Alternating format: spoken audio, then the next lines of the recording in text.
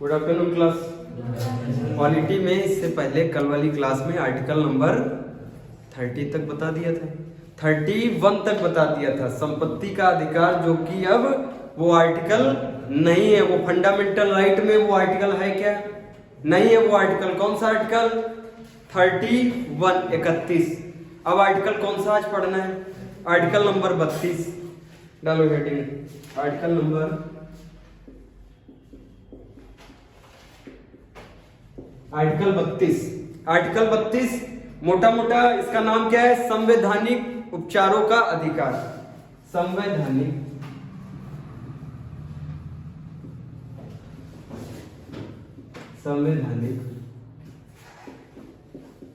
उपचारों का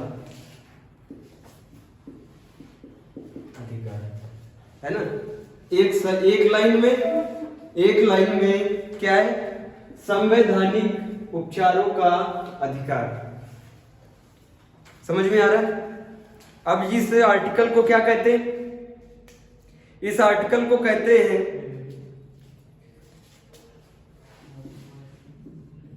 शक्तिवान। मतलब ये अगर आर्टिकल हट जाए ना, आर्टिकल नंबर 32 अगर हट जाए तो ये जितने भी फंडामेंटल राइट हैं, जितने भी फंडामेंटल राइट मिले हैं, ये सारे फंडामेंटल राइट बेकार हो जाएंगे। नहीं बेकार हो जाएंगे? बताओ। क्योंकि यही तो है आर्टिकल 32 जिसके आधार पे हम कहा जाते हैं? Supreme court. समझ में आ रहा है?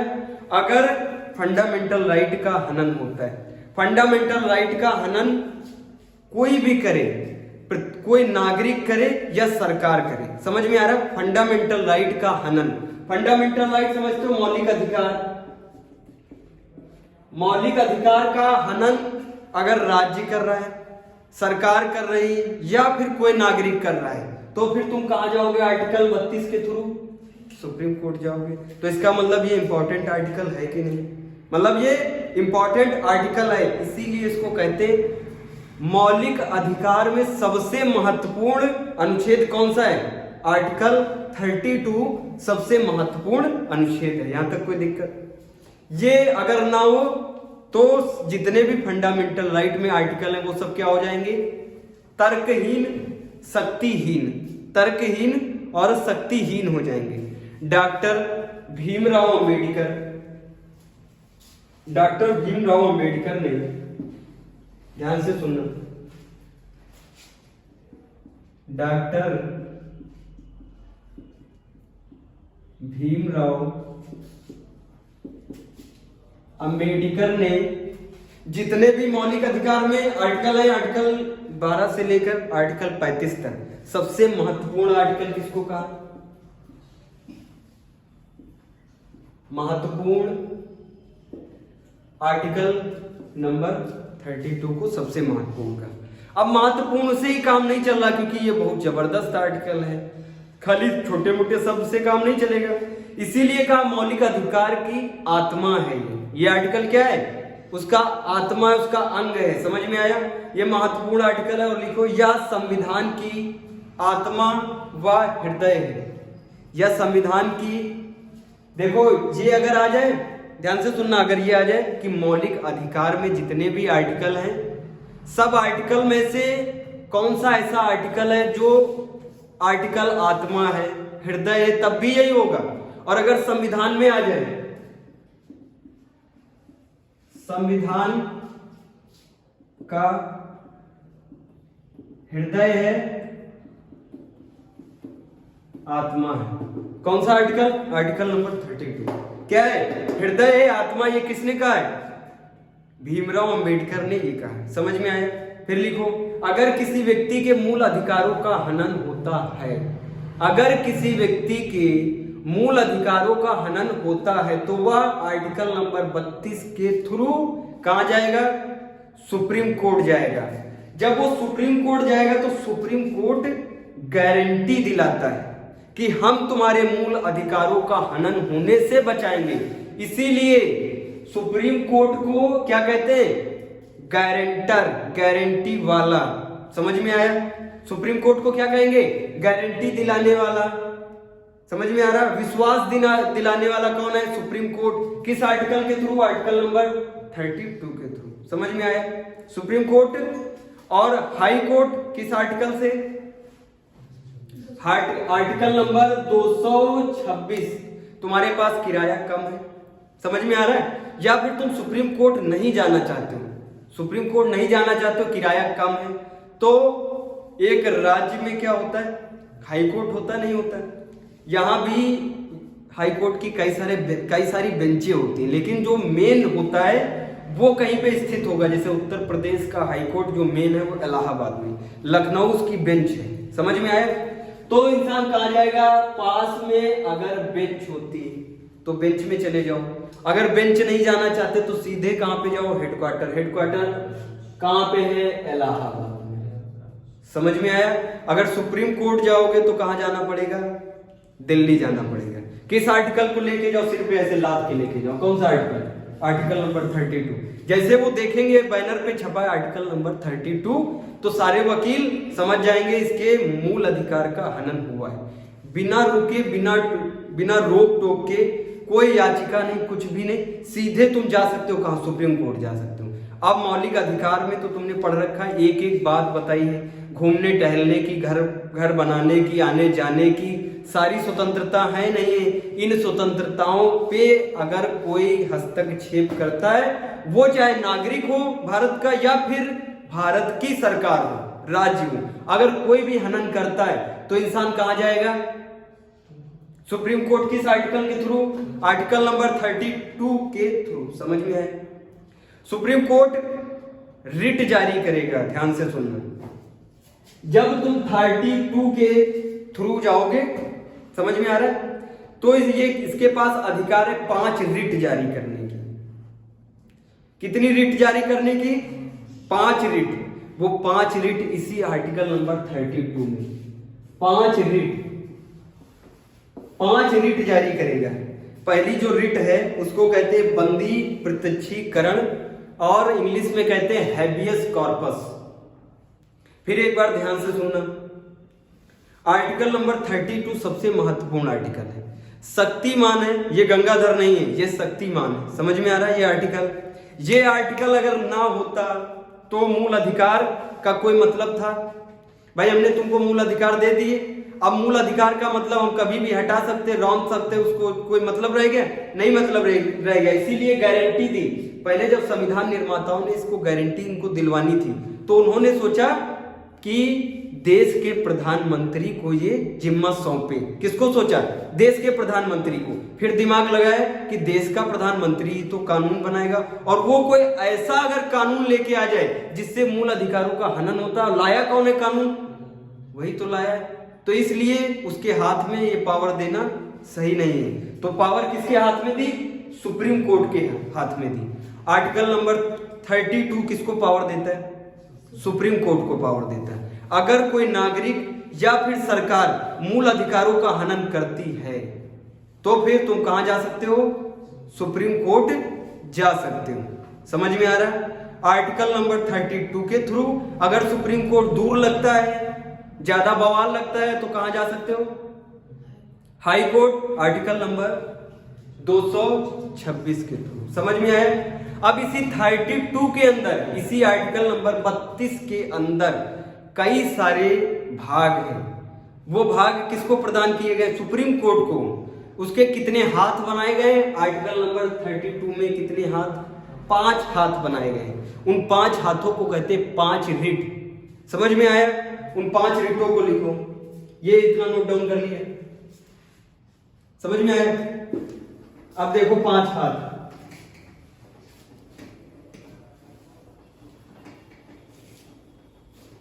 आर्टिकल नंबर 32 में 5 हाथ है, 1 2 3 4 5। समझ में आ रहा है? इन 5 हाथों से सुप्रीम कोर्ट जिसने भी हनन किया है, जिसने भी मूल अधिकार का हनन किया है, उसको इन 5 हाथों से वो पकड़ेगा। उसका गला कैसे पकड़ेगा? 5 हाथों से। पहले हाथ में क्या लिखा है? Habeas corpus. क्या लिखा है? हैबियस कॉर्पस हिंदी में बंदी प्रत्यक्षीकरण,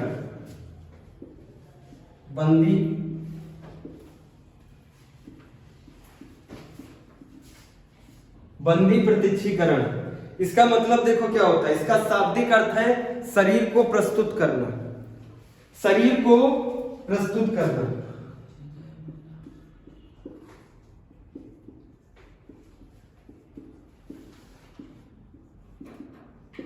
शाब्दिक अर्थ क्या है, शरीर को प्रस्तुत करना। किसके सामने, जज के सामने। जज कहां पे बैठा है, सुप्रीम कोर्ट में। इतना आया समझ में।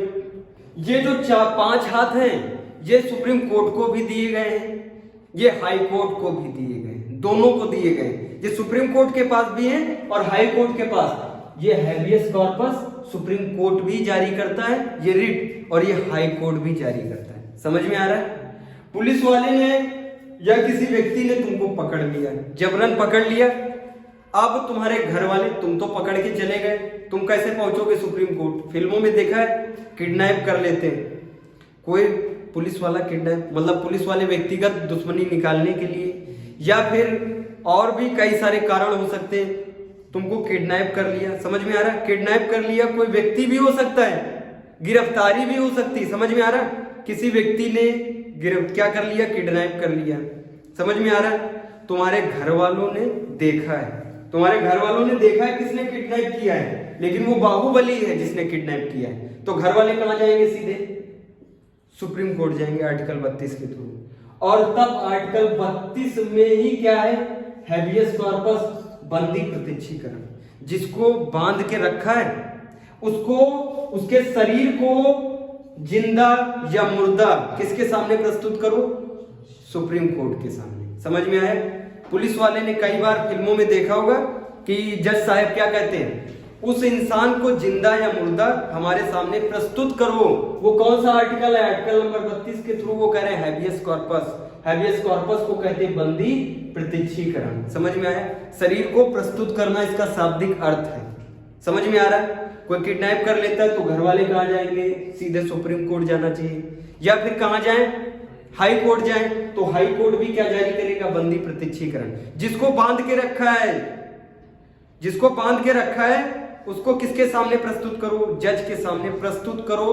जितना वो समय देगा, 10 घंटे, 2 दिन, 4 दिन, उतने समय के अंदर प्रस्तुत करो, नहीं तो दिक्कत किसको हो जाएगी, जिसने किडनैप किया है। समझ में आ रहा है। अब ये केस मान लो पुलिस का है, ये केस किसका है, पुलिस का है। पुलिस ने तुमको अंदर कर दिया, 24 घंटे में जब मजिस्ट्रेट साहब के पास नहीं भेजा, वो अंदर करके तुमको रखा है 4 दिन से। समझ में आ रहा है। 4 दिन से तुम अंदर हो। घर वाले जब पुलिस स्टेशन जाते तो पुलिस स्टेशन से पुलिस मार के भगा देती। तुमको कहां जाना चाहिए, कोर्ट जाएगा, हाई कोर्ट या फिर सुप्रीम कोर्ट जाए। समझ में आ रहा है। हाई कोर्ट में जाए, वो बताएं उन्होंने क्या रखा है, अंदर करके रखा है। हम जब जाते हैं तो वो लोग भगा देते हैं। हमको क्या चाहिए, न्याय चाहिए। तो हाई कोर्ट या सुप्रीम कोर्ट क्या जारी करेगा, बंदी प्रत्यक्षीकरण। उस पुलिस वाले को, उस थाने के थानेदार को, एसओ को बुलाएगा, कटघरे में खड़े करेगा, कहेगा उसको क्यों पकड़ के ले गए हो। तब वो बताएंगे ये ऐसे ऐसे करके जुर्म इसने किया है। कहेगा अभी 10 मिनट के अंदर या 10 घंटे के अंदर उसको हमारे सामने प्रस्तुत करो। क्या जारी कर रहे हैं हम, बंदी प्रत्यक्षीकरण, रिट जारी कर दी हमने, 10 घंटे के अंदर प्रस्तुत करो। हम सुनवाई उसकी करेंगे कि वो सही है या गलत है। अगर वो गलत होगा तो तुम्हारा अधिकार नहीं है उसको सजा देने की। सजा देने का अधिकार किसका है, कोर्ट का अधिकार है। कहेगा अगर वो गलत होगा तो सजा देंगे हम, तुमने उसको क्यों पकड़ के रखा है। समझ में आ रहा है। अगर उसकी गलती नहीं है, व्यक्तिगत दुश्मनी निकालने के लिए उसको गिरफ्तार किया गया है, तो फिर केस चलेगा किसके ऊपर, उस पुलिस वाले के ऊपर केस चलेगा, और उस व्यक्ति को तुरंत छोड़ दिया जाएगा, स्वतंत्र कर दिया जाएगा। समझ में आ रहा है, एकदम क्लियर है यहां तक। इसमें जो है लिखना, या उस व्यक्ति के संबंध में न्यायालय द्वारा जारी आदेश है, या उस व्यक्ति के संबंध में न्यायालय द्वारा जारी आदेश है जिसे दूसरे द्वारा हिरासत में रखा गया है, जिसे दूसरे द्वारा हिरासत में रखा गया है, उसे न्यायालय के सामने प्रस्तुत किया जाए। यदि वह दोषी है तो उसका न्याय न्यायालय करेगा, क्योंकि उसका नाम ही है न्यायालय। न्याय का काम किसका है? न्यायालय का। भाई तुमने क्यों गिरफ्तार करके रखा उसको? पूछेगा नहीं पूछेगा? नोट डाउन करो फटाफट। दूसरा लिखो, बंदी प्रत्यक्षीकरण के बाद दूसरा है परमादेश। परमादेश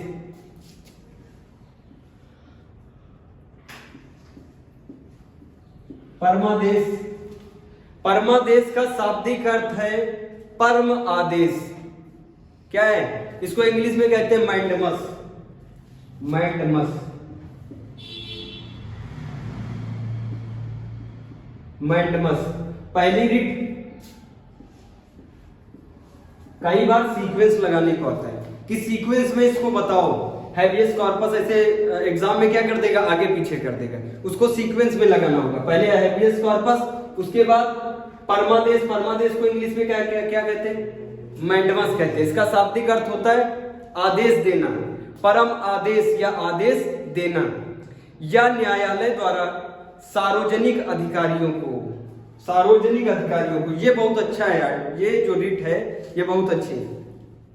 देखना तुम्हारे प्रैक्टिकल, तुम्हारे दैनिक जीवन में, सामान्य जीवन में क्या होता है कि जो सरकारी अधिकारी होते हैं, सारे सरकारी अधिकारी खराब नहीं होते, लेकिन जिनके भी ज्यादा पेट निकले होते वो सब खतरनाक होते हैं। अब सरकारी अधिकारी क्या करता है? तुम्हारा पेंशन है, समझना, पिताजी के पेंशन का काम है, उनको पेंशन मिलनी चाहिए। अब जिस कार्यालय में वो कागज फंसा है, उस कार्यालय में कहो 4 साल लग जाए पेंशन का कागज अप्रूव होने में, तब तक पेंशन लेने वाला ही टपक गया। समझ में आ रहा है? तब तुमको कहाँ जाना चाहिए अगर ऐसे कोई सरकारी अधिकारी तुमको परेशान करे? निजी क्षेत्र में नहीं, सरकारी क्षेत्र में। वो अधिकारी चाहे छोटा हो चाहे बड़ा हो, चाहे आईएएस हो, पीसीएस हो, लेखपाल हो, कोई भी हो, अगर तुमको परेशान कर रहा है और तुमको लगता है ये हमारे अधिकार है, ये हमारा मूल अधिकार है, उनको नहीं मिल रहा, परेशान कौन कर रहा है? सरकारी अधिकारी या फिर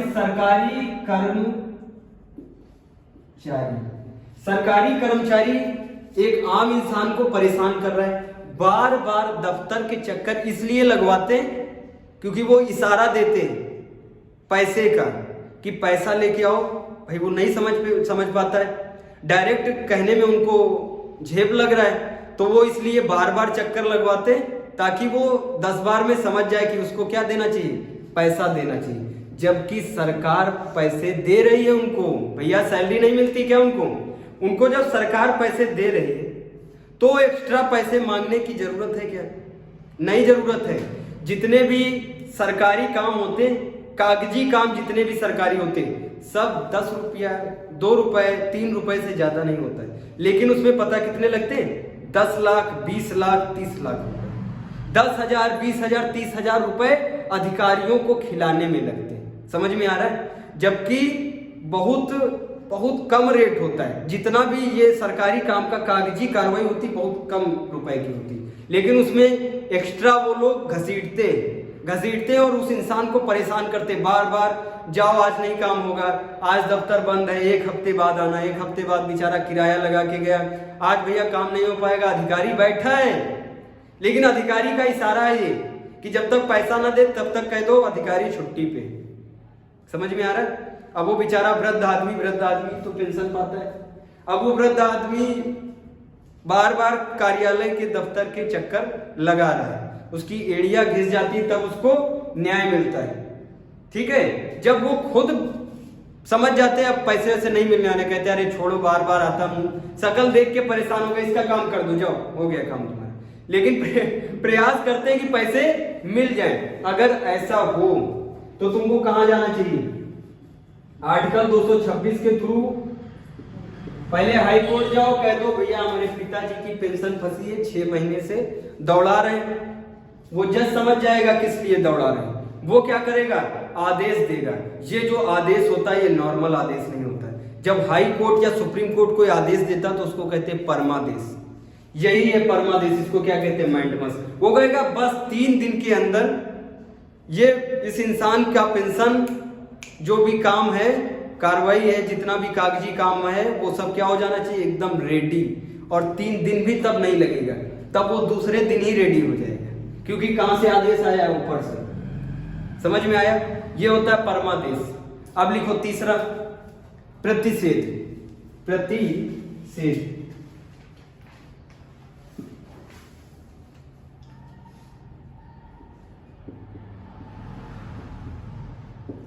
प्रतिषेध को कहते हैं प्रोहिबिशन।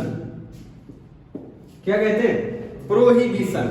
इंग्लिश में कहते हैं प्रोहिबिशन। इसका शाब्दिक अर्थ है रोकना। इसका शाब्दिक अर्थ क्या है, रोकना। जब हाई कोर्ट अपने न्याय क्षेत्र से आगे जाके काम करने लगे, ध्यान से सुनना, देखो इसका शाब्दिक अर्थ क्या है, रोकना। शाब्दिक अर्थ रोकना है, समझ में आ रहा है। मान लो देखो सबसे बड़ा कोर्ट होता है हायरार्की, तुमको बता दूं, ये देखो हायरार्की बनी, इसमें सबसे ऊपर होता है सुप्रीम कोर्ट, उसके बाद हाई कोर्ट, उसके बाद ये जो होते हैं डिस्ट्रिक्ट कोर्ट। डिस्ट्रिक्ट कोर्ट के नीचे आते हैं छोटे वाले कोर्ट। इन कोर्ट को कहते हैं तहसील लेवल के कोर्ट होते हैं। इन दोनों को ही, ये जो डिस्ट्रिक्ट कोर्ट है और ये जो नीचे वाले कोर्ट है, इन दोनों को अधीनस्थ न्यायालय कहते हैं। कौन सा न्यायालय, अधीनस्थ न्यायालय। ये याद रखना है, याद रख लो, सबसे बड़ा सुप्रीम कोर्ट, उसके नीचे हाई कोर्ट, हाई कोर्ट के नीचे डिस्ट्रिक्ट कोर्ट, और जो तहसील लेवल के कोर्ट होते हैं इन दोनों को मिला के कहते हैं अधीनस्थ न्यायालय। अब देखना, अगर सुप्रीम कोर्ट ने, सॉरी ये जो हाई कोर्ट है, ये हाई कोर्ट अपने न्याय क्षेत्र से, न्याय क्षेत्र समझते हो, जितना उसको ताकत दी गई है, जितनी उसको पावर यूज करने की परमिशन है, उसके बाहर जाके पावर को यूज करता है। देखना ध्यान से, ये जो अधीनस्थ न्यायालय है इनको 302 के तहत उम्र कैद सुनाने की परमिशन नहीं है। समझ में आ रहा है, अधीनस्थ न्यायालय को उम्र कैद और फांसी की सजा देने की परमिशन नहीं है। मतलब न्याय क्षेत्र से बाहर हो गया, नहीं हो गया, लेकिन अधीनस्थ न्यायालय क्या कर दे, फांसी सुना दे, और ये तुरंत पता किसको चल जाए, हाई कोर्ट को। हाई कोर्ट क्या जारी करेगा, प्रतिषेध। समझ में आ रहा है, प्रतिषेध जारी करेगा, कहेगा भैया तुमको कब से हो गई परमिशन, ये तो तुम्हारे किससे बाहर है, न्याय क्षेत्र से बाहर है। इसका मतलब क्या हुआ, तुरंत उसको रोक दिया वहीं पे। अब अधीनस्थ न्यायालय क्या हो गया, रुक गया। समझ में आया। इसी प्रकार देखना, हाई कोर्ट के न्याय क्षेत्र, अगर हाई कोर्ट अपने न्याय क्षेत्र से बाहर, न्याय क्षेत्र से बाहर कैसे, ये जितने संघीय मामले होते हैं, केंद्र का और राज्य के जितने मामले होते हैं, उनकी सुनवाई करने का अधिकार किसको, सुप्रीम कोर्ट को ही। लेकिन वो सुनवाई ये करने लगे हाई कोर्ट, तो तुरंत सुप्रीम कोर्ट क्या इसे कहेगा, रुक जाओ। रुक जाओ को पॉलिटी में क्या कहते हैं, प्रतिषेध, ठीक है। और इंग्लिश में क्या कहते हैं, प्रोहिबिशन, रुक जाओ। उसके बाद जारी करेंगे उत्प्रेषण। उत्प्रेषण का मतलब है ऊपर भेजो। उत्प्रेषण का मतलब है ऊपर भेजो। जिस चीज को उन्होंने रोका है उसी को क्या बुलाएंगे, ये केस हमारा है, हमारे पास भेजो। समझ में आया, दोनों शब्द समझ में आए। देखो ये हो गया प्रतिषेध। अब लिखो प्रतिषेध के बाद उत्प्रेषण। उत्प्रेषण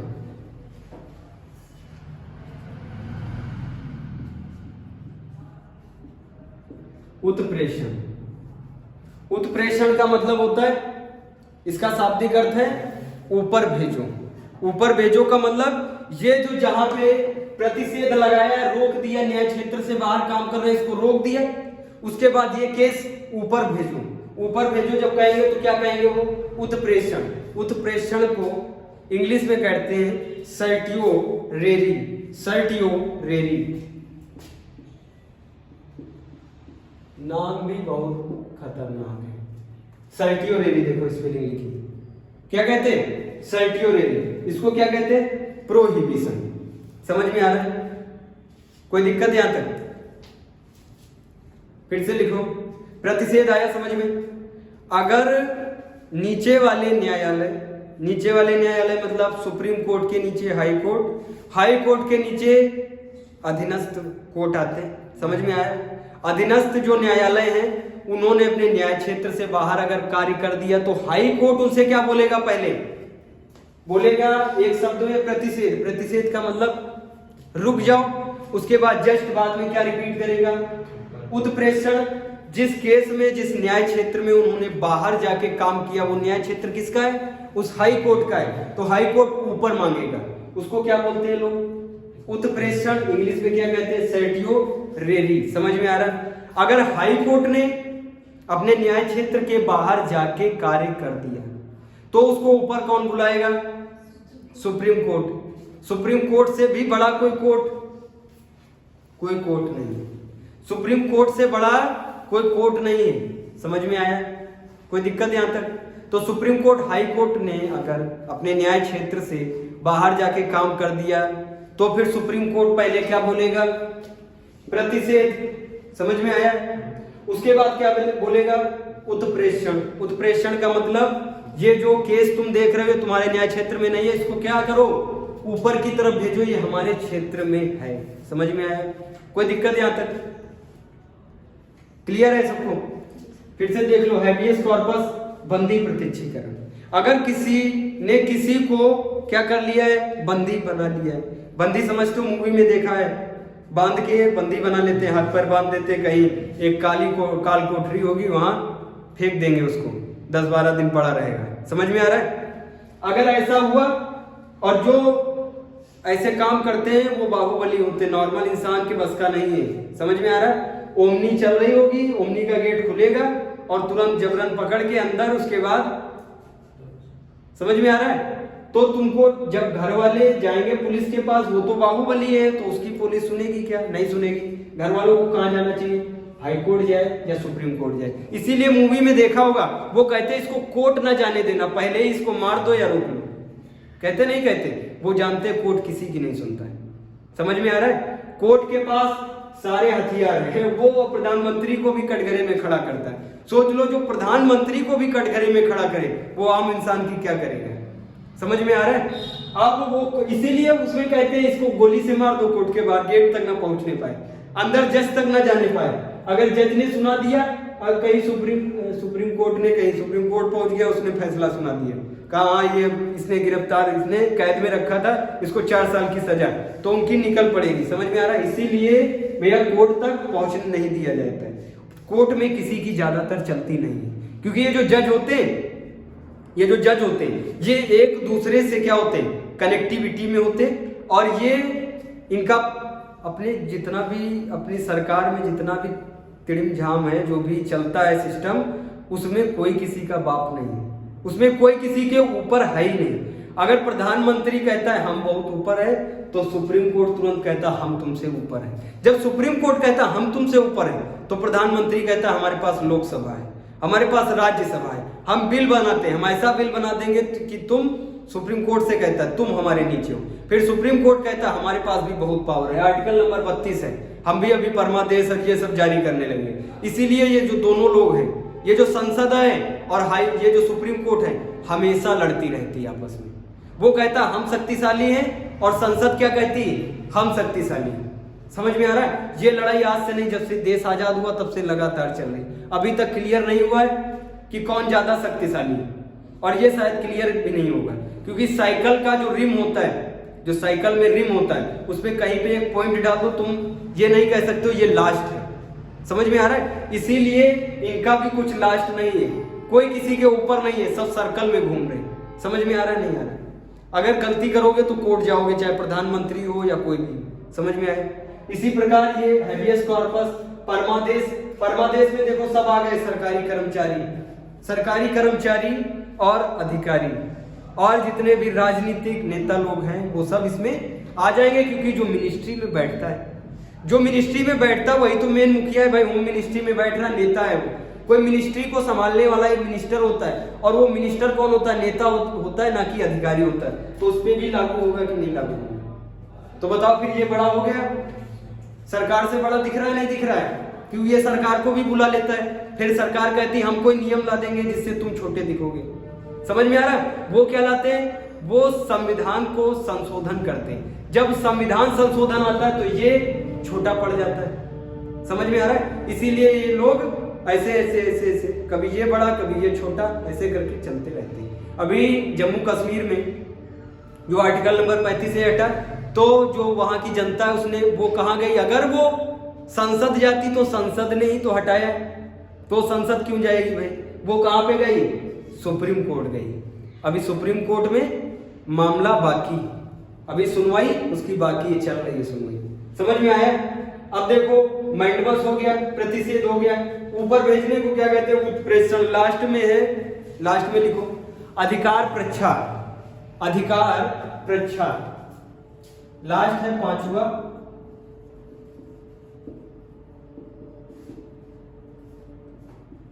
अधिकार प्रच्छा। अधिकार प्रच्छा को इंग्लिश में कहते हैं क्यो वारंटो, क्यो वारंटो।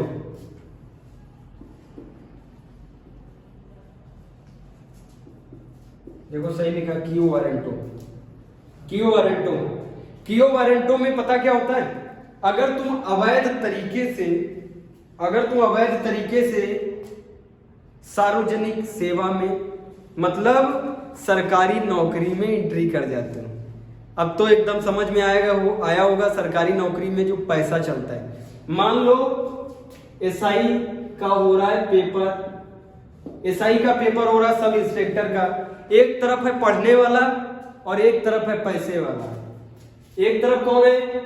पढ़ाई करने वाला, खूब पढ़ाई करने वाला एक तरफ है, और एक तरफ कौन है? उसके पिताजी पैसा लगाने को तैयार है, उसने पढ़ाई नहीं की। ये अवैध तरीका हुआ नहीं हुआ?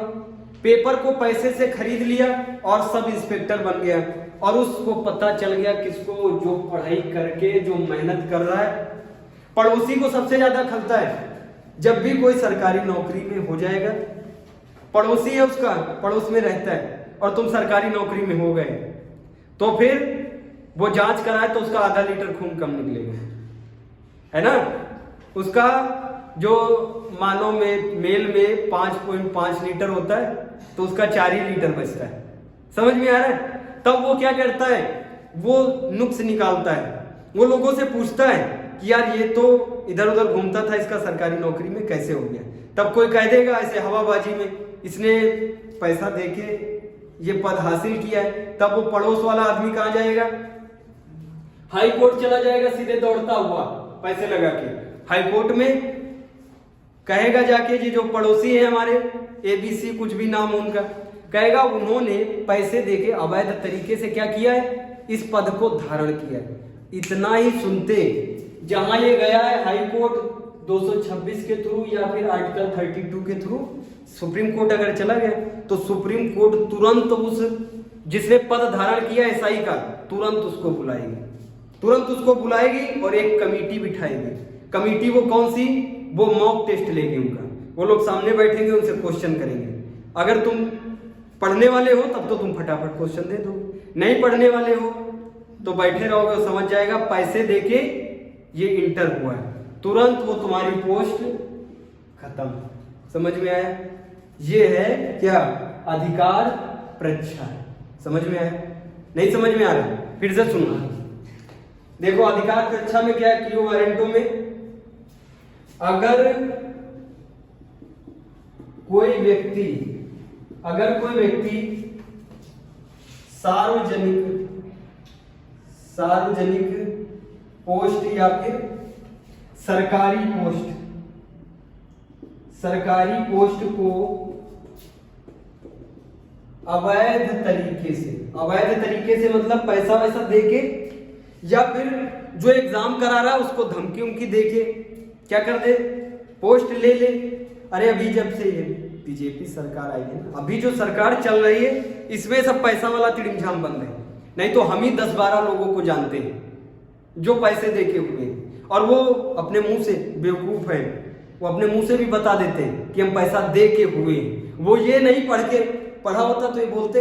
अगर उन्होंने आर्टिकल 32 पढ़ा होता तो जानते कि जिससे बोल रहे हैं अगर ये चला गया हाई कोर्ट या सुप्रीम कोर्ट तो फिर अभी हमारा टेस्ट होगा, टेस्ट लेगा, एक कमेटी बैठेगी और मॉक टेस्ट लेगी, ऐसे मौखिक प्रश्न पूछेगी और उसके फटाफट आंसर देने पड़ेंगे। फटाफट का मतलब समय के रहते हुए। अब अगर नहीं दे पाए आंसर तो फिर जहां बने हो तुम लेखपाल, सब इंस्पेक्टर, कुछ भी बने हो, उसको पता चल गया तुरंत तुम क्या हो जाओगे, बाहर, सरकारी नौकरी से बाहर। वो चाहे सरकारी नौकरी में तुम 2 साल नौकरी कर चुके हो, समझ में आ रहा है, तुम सरकारी नौकरी में पोस्टेड हो चुके हो और अगर ऐसा केस सामने आ गया, उसने सवाल जवाब हुआ और पता चल गया तुमने अवैध तरीके से ही हासिल किया था, तब भी तुम्हारी नौकरी चली जाएगी। उस अधिकार को क्या कहते हैं, अधिकार परीक्षा कहते हैं। समझ में आया? अब लिखो, ये पूरा आर्टिकल 32 में जितने भी हैं सब समझ में आया। आर्टिकल 32 पूरा समझ में आया। अब लिखो आर्टिकल नंबर 33।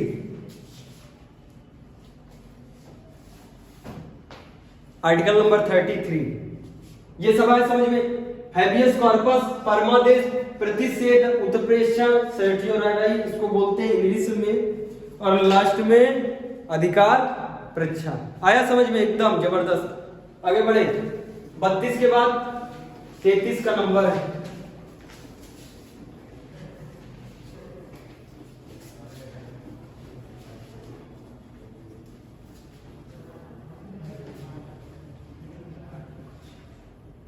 बत्तीस के बाद 33 का नंबर है। आर्टिकल नंबर 33 लिखो। 33 में ये है, यह संसद को यह अधिकार देता है, यह अनुच्छेद संसद को यह अधिकार देता है कि वह सैनिक पुलिस या खुफिया एजेंसी के मौलिक अधिकार को कभी भी हटा सकता है, कभी भी हटा सकती है या प्रतिबंध लगा सकती है। समझ में आ रहा? देखो कितनी अच्छी बात इसमें कही। आर्टिकल नंबर 33 में कहा है, अगर तुम पुलिस में हो, अगर तुम आर्मी में हो, समझ में आ रहा, पुलिस में हो, आर्मी में हो या खुफिया एजेंसी मतलब सीआईडी में हो, समझ में आ रहा है, तो तुमको वो मौलिक अधिकार जो आम नागरिक को मिलते हैं, वो आम नागरिक वाले मौलिक अधिकार तब छीने जाते हैं जब इमरजेंसी लगता है। समझ में आ रहा है? या मार्शल लॉ लगेगा तब छीने जाएंगे, लेकिन यहां मार्शल लॉ लगे, इमरजेंसी लगे या ना लगे, संसद को अगर लगा कि पुलिस के, आर्मी के और जो सीआईडी इनके मौलिक अधिकार को उनको कल खत्म करना या प्रतिबंधित करना एक लेवल पे, तो वो तुरंत ही हटा देगी। समझ में आ रहा है? आर्टिकल नंबर 33 देखो,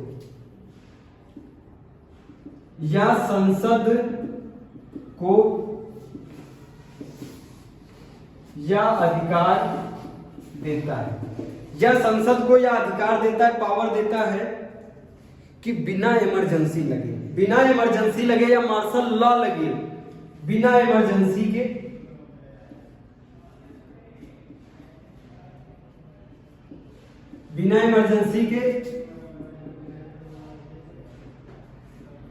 बिना मार्शल लॉ के, मार्शल लॉ लगे या ना लगे, इमरजेंसी लगे या ना लगे, जब मार्शल लॉ लगेगा, जब इमरजेंसी लगेगी तो आम नागरिक के मौलिक अधिकार छीने जाएंगे। समझ में आ रहा है?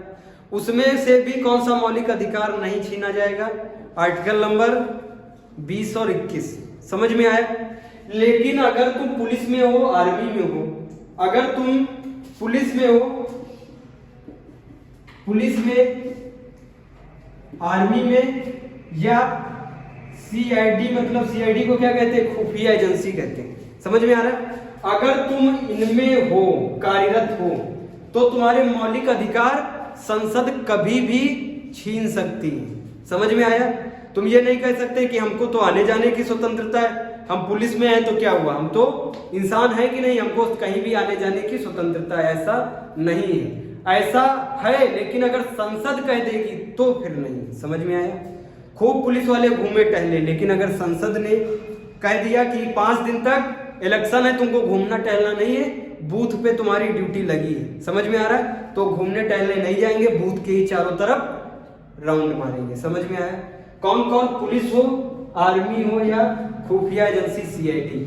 या इसलिए किया जाता है ताकि जो प्रशासन है वो सुचारू रूप से चल सके, क्योंकि जो ये लोग तो प्रशासन में है और यही लोग अगर अपने को समझने लगे आम नागरिक, भैया हम तो घूमेंगे जरूर, हम पुलिस में आए तो क्या हुआ, हम तो अब जाएंगे घूमने वहां पे, ऐसा नहीं हो सकता है। समझ में आ रहा? तब फिर संसद क्या करेगी, वहां से एक नियम बनाएगी, ऊपर से आएगा एक कानून आएगा, कानून के थ्रू जितने दिन की भी ड्यूटी होगी, जो भी कार्यक्रम होगा उसमें उनको भाग लेना ही पड़ेगा। और ये वो अपनी इच्छा से करें या इच्छा से ना करें, अगर उनकी इच्छा नहीं भी है तब भी करना पड़ेगा और वो न्यायालय नहीं जा सकते। समझ में आया? अगर तुम्हारे मौलिक अधिकार को छीने कौन, सरकार, संसद छीने, तो तुम कहां जाओगे? न्यायालय जाओगे? नहीं जाओगे। लेकिन अगर पुलिस वाले के ये मौलिक अधिकार संसद छीने तो ये कहां जा सकता है? न्यायालय नहीं जा सकता न्यायालय। समझ में आया? आर्टिकल 33 आया समझ में। फिर आर्टिकल 34 में है, आर्टिकल 34 में है मार्शल लॉ। मार्शल लॉ को बोलते हैं सैनिक लॉ। ये जम्मू कश्मीर में ये ऐसी जगह पे लगाया जाता है जहां पे बड़ा विवाद हो। बड़ा विवाद मतलब गोली चल जाए, एक दूसरे के गला कटने लगे, दो राज्य आपस में लड़ जाए, तो क्या लगेगा? सैनिक लॉ लग जाएगा। उसमें सैनिक अपने हिसाब से प्रशासन को देखेगा।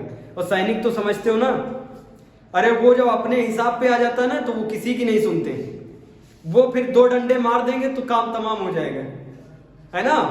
पावरफुल इंसान होते हैं, दमदार होते हैं।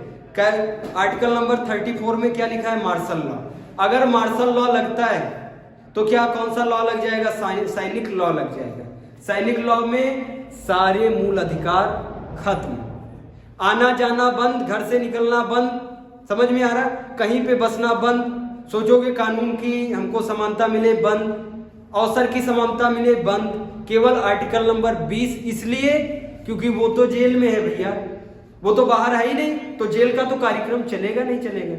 और आर्टिकल नंबर 21 इसलिए क्योंकि प्राण वो जी रहा है, ऐसे कोई नहीं कह सकता कि तुम अब मर जाओ, ऐसे कोई कहेगा? नहीं कहेगा। इसीलिए आर्टिकल नंबर 20 और 21 कॉमन सेंस की बात है, वो नहीं हटेगा। समझ में आ रहा है? आर्टिकल नंबर 20 और 21 नहीं हटेगा। Article number 35,